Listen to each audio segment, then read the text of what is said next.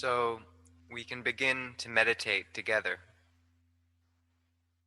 And this practice of meditation can take place in any of the postures that we move through during the day.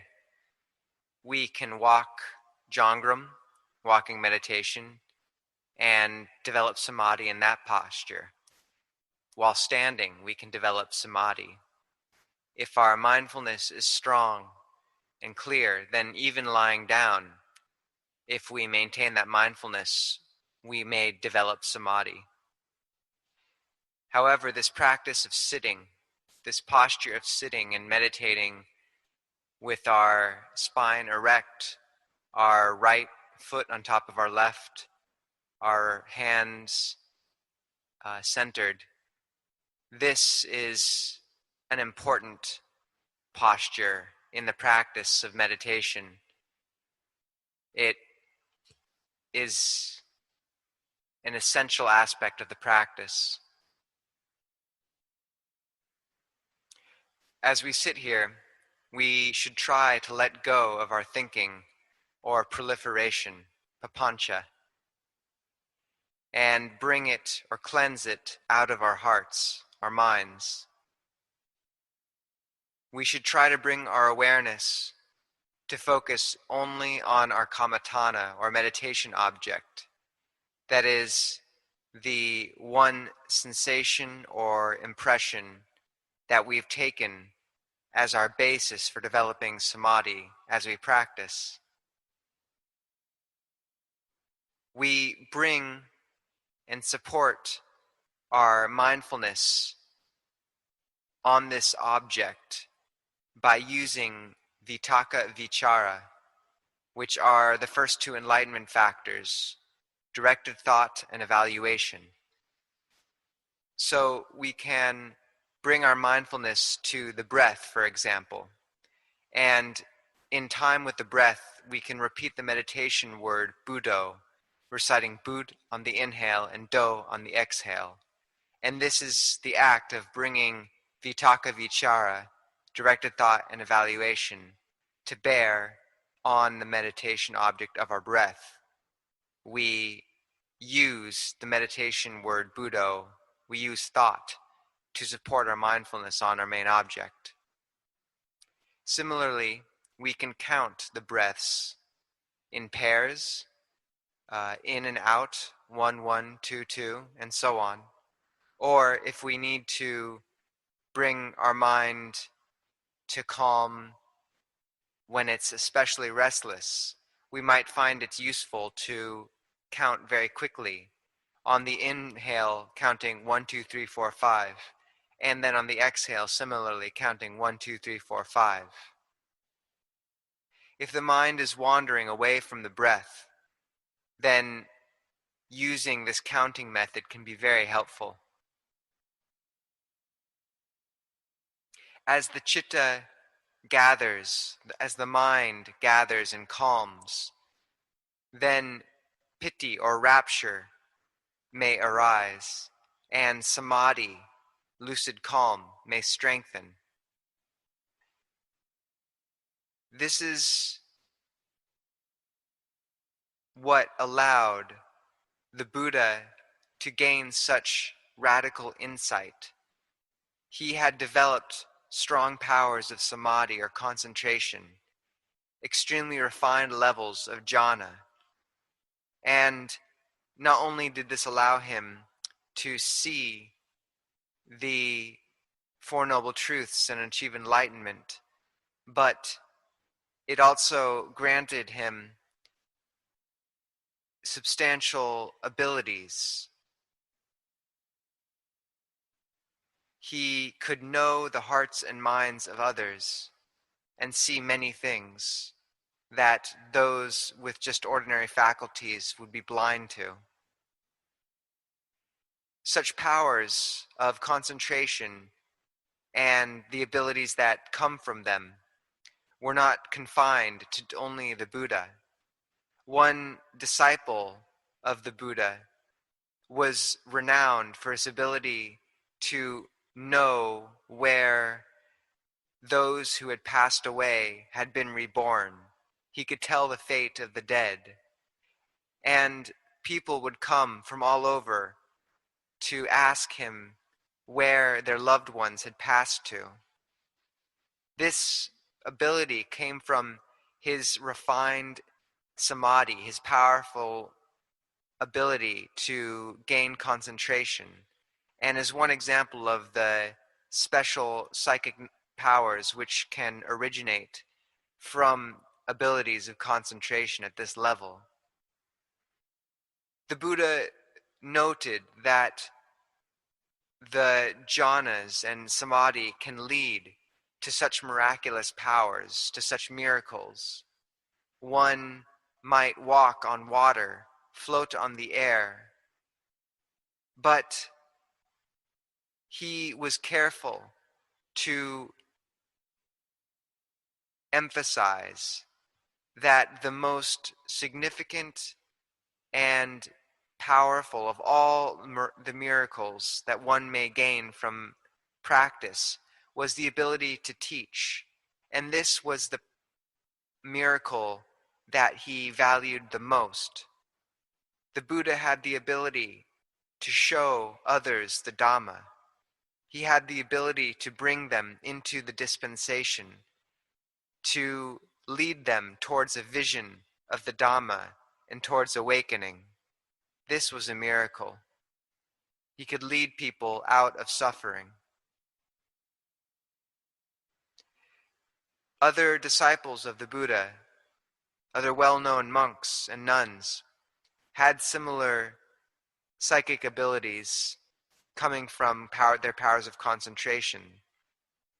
One, for example, used his psychic abilities to fetch the bowl that was far distant from him. And this miraculous feat of managing to summon a bowl of a rich merchant nearby the news of it spread among the population of the town, and people curious about it came and wanted to pay respects to this monk and see him. But such attention led to restlessness and a generally chaotic environment, and did not translate into those people being interested in the Dhamma itself.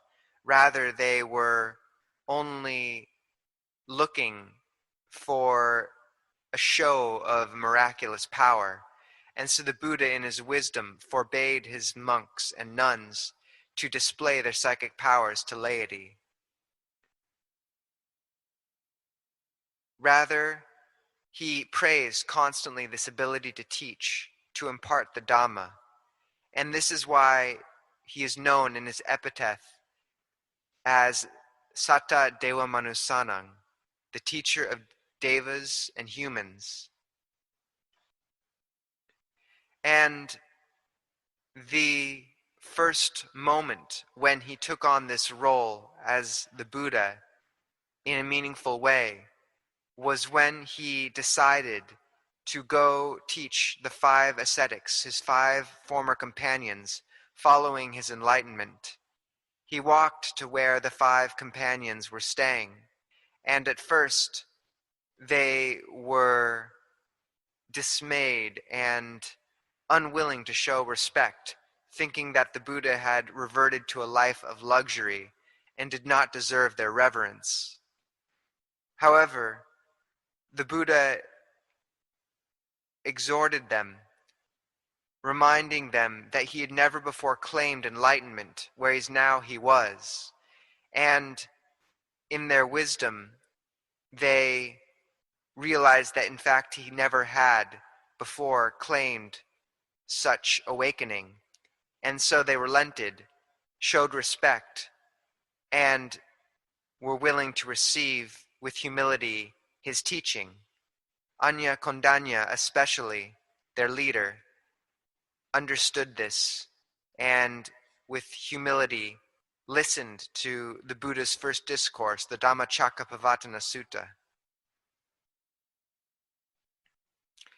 Before this, the Anya Kondanya had built great paramita, or spiritual qualities, not only in previous lives, but even as a child, a high-ranking Brahmin. He had given up his wealth to go forward as a renunciant and practice meditation.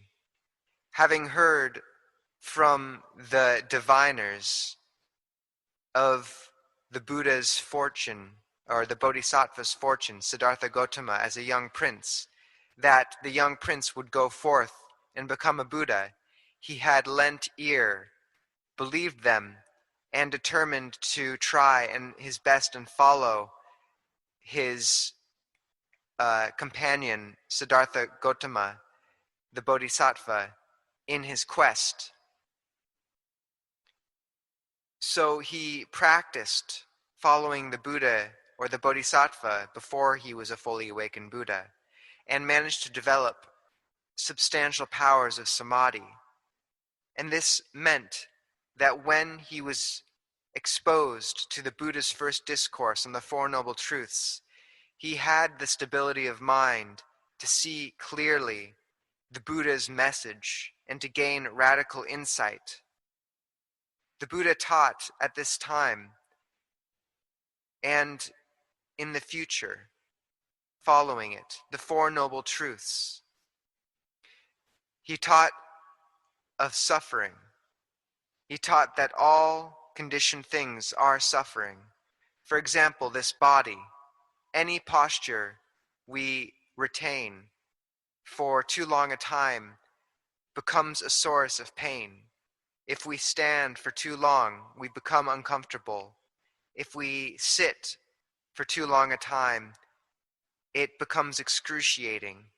If we lie down even for too extended a period, we suffer. All things are dukkha. And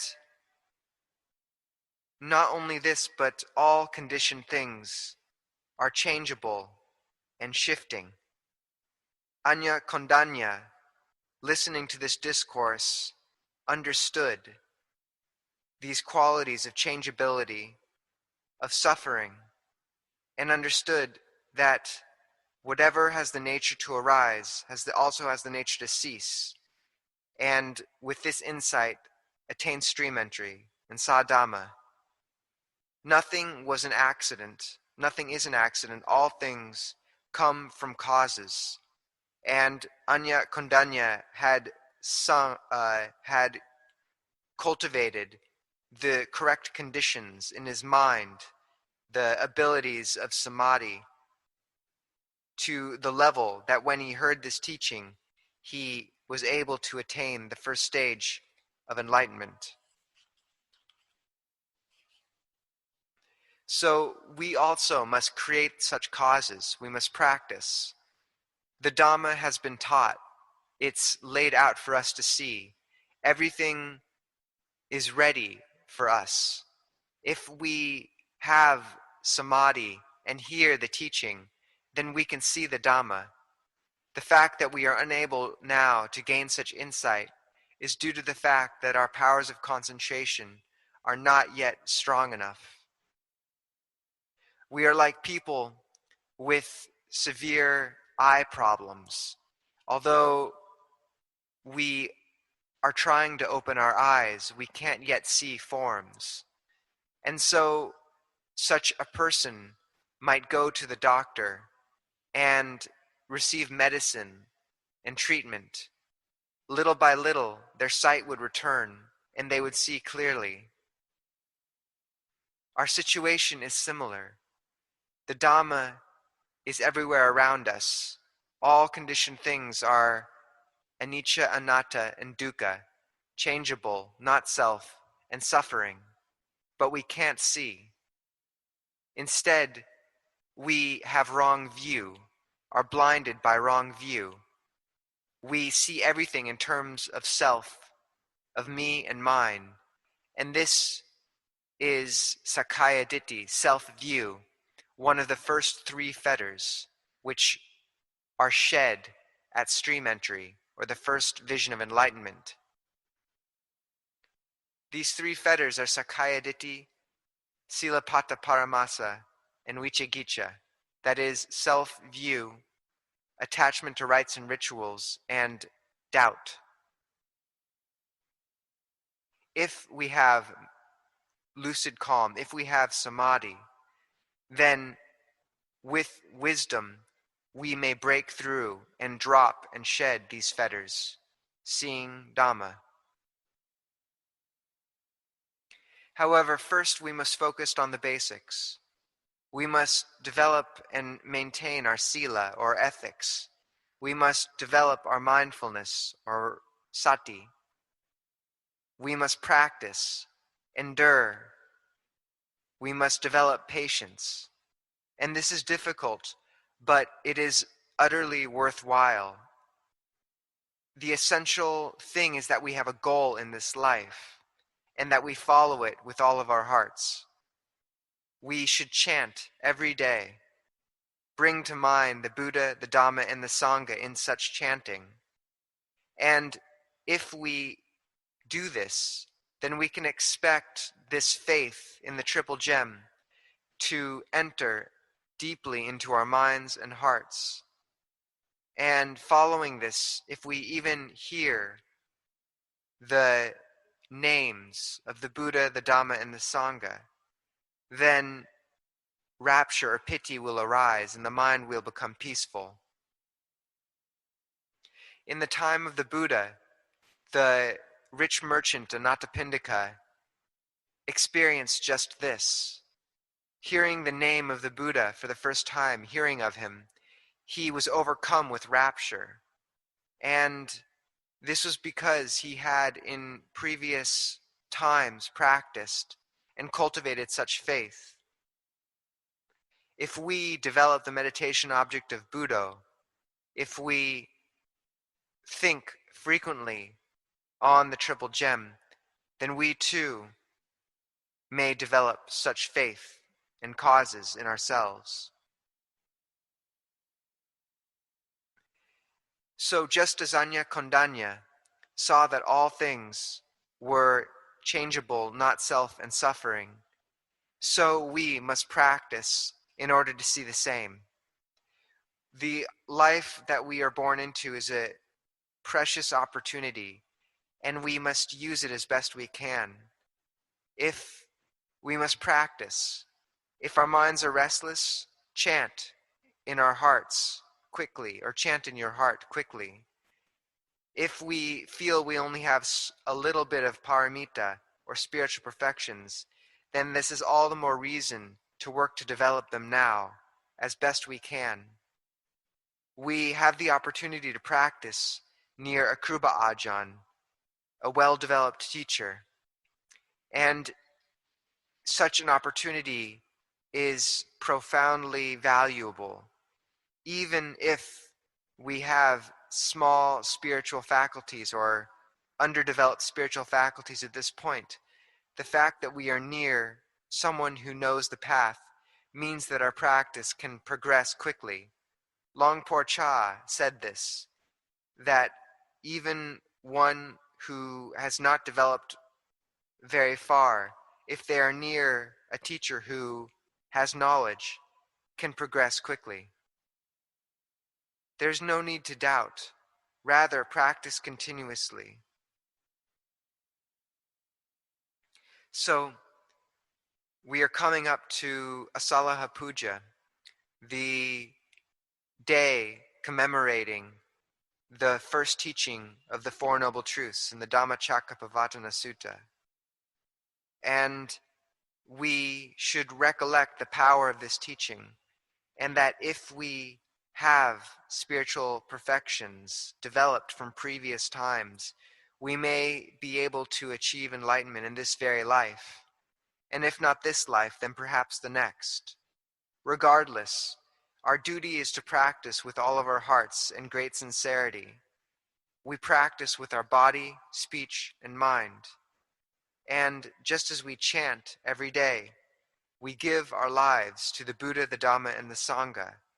We give ourselves as servants of the Triple Gem. This is the greatest act of veneration, to practice selflessly and with all of our hearts.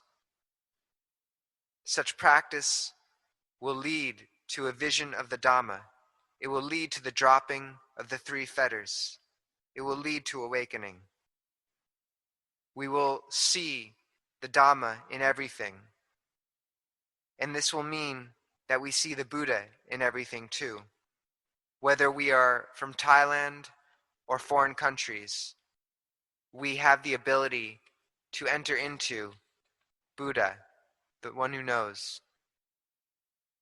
And the Buddha is in all things. So today is July 4th, and I urge you all to give yourself to the practice as much you can,